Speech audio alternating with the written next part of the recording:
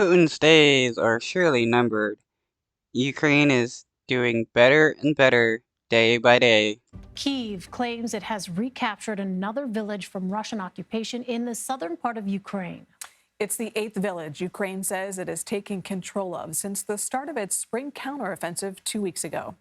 This comes as Russian forces look to improve their own military strategy and defenses as the Kremlin presses forward with its invasion in Ukraine. Joining us now is CBS News foreign correspondent Ian Lee. Ian, how much success did Ukraine have with its new offensive drive over the weekend?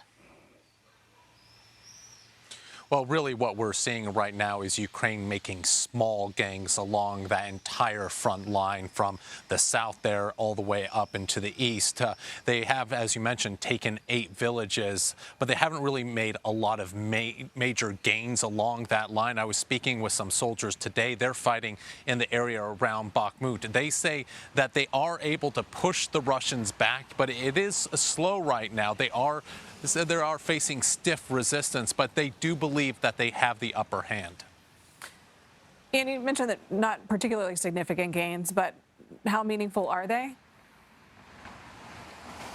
Well, you know, this is the thing that we've been watching very closely because we want to know really where is that main thrust by the Ukrainians going to be. And right now it looks like they're trying to find that soft spot along the Russian lines where then they can focus their firepower, their troops, and really drive a wedge through. And it doesn't seem like they have it yet. And, you know, when we are out there along the front, we don't really see a lot of that modern equipment that the West has given, like the Bradleys, like the Leopard tanks from Germany. And so we are waiting for that major thrust by the Ukrainians to begin.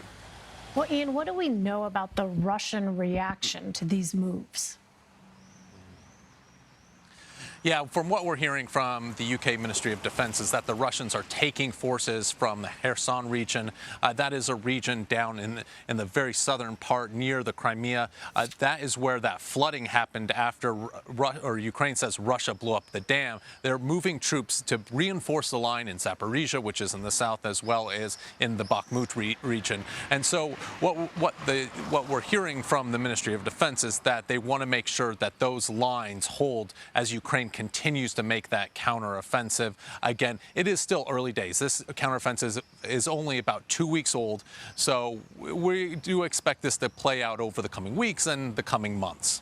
We'll continue to watch it. Ian Lee, Ian, thank you.